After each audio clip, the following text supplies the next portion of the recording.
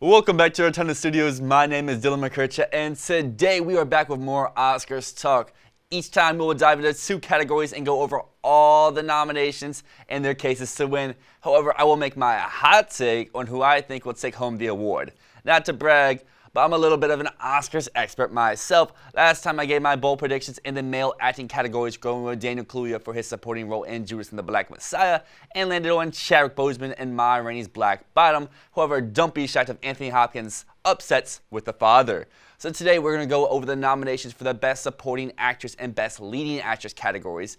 And this year, these categories are pretty crazy, especially in comparison to last year, where each winner was pretty set in stone all season long. So without further ado, let's dive into my predictions for the 93rd Academy Awards. Starting things off with Supporting Actress this year, we have 5 nominations that have been all over the place. One I'm very happy about, but is a major shock in terms of an Oscar nomination since it's a straight-up comedic performance.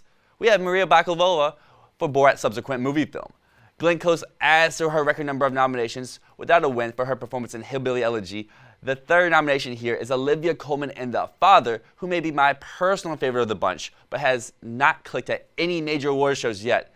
And out of Mink's 10 nominations of the night, it shows up here with Amanda Seyfried. And our final nomination is for Yoo Yeon-jun and Minari. So there are 5 actresses here, but who has the best case to win?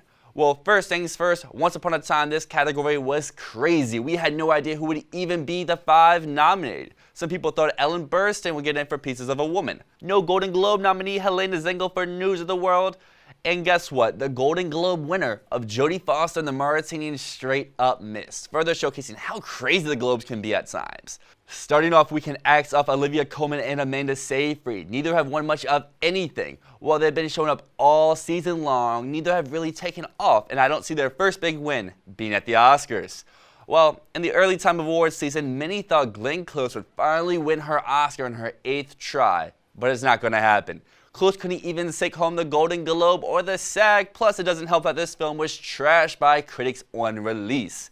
Speaking of the SAG winner, we have Yoo Yeon-jun and Minari. She has been a dark horse candidate all season long and very well could take home the Oscar. I have her slightly in the lead at the moment, following some major wins at SAG, National Board of Review, Hollywood Critics, and the BAFTA. However, her toughest competition comes from a name just 8 months ago no one knew. In fact, at the start of award season, no one knew this movie even existed, but Maria Bakalova and Borat 2 has been the critic darling all season long. The 24-year-old actress took the race by storm and has fought her way into the Oscar nomination. Bakalova has won the Critics' Choice and a load of independent awards. However, she came up short in Comedy Musical Actress at the Globes and then has not been able to overcome Yoo Jung as of late in some very important precursors. I believe her upset story is going to fall just short in her historic run, so supporting actress was a tough call, but even lead actress is a lot harder in 2021.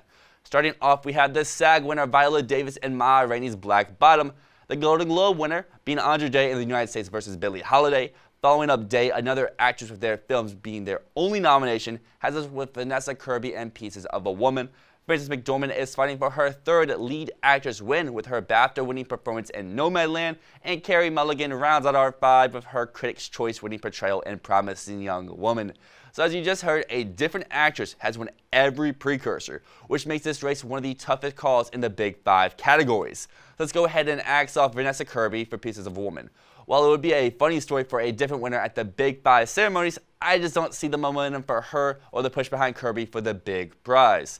While Nomadland will be the night's big winner, winning at least 3 categories including Best Picture and Best Director, and maybe could even take 4 out of his 5 nominations including Screenplay, lead actress is not going to be one of those wins. McDormand is not campaigning for her performance, and I just can't see the film possibly winning all 5 of its nominations and taking a clean sweep of the night. So that leaves us with Davis, Day, and Mulligan.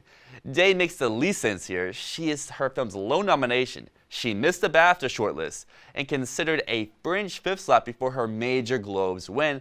However, in this weird season, wouldn't it just make sense for her to take this prize home? Viola Davis also doesn't make a lot of sense. While she gave a transformational performance as Ma Rainey, she has the screen time of a supporting actress. In fact, there are some performances in that category this year that have more screen time than her in this film.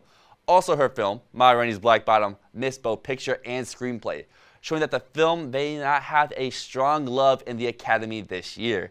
If Boseman holds his lead actor win for Ma Rainey, it's looking to take home at least 3 awards, which would be the most by a non-Best Picture winning film in the last few years. Carrie Mulligan and Promising Young Woman makes the most sense here.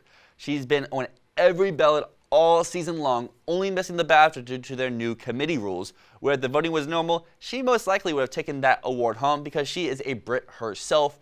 Promising Young Woman had a great performance at the BAFTAs, and Mulligan has had a great run all season long, only having lost some critic circles and losing some of these major awards to the likes of Day and Davis.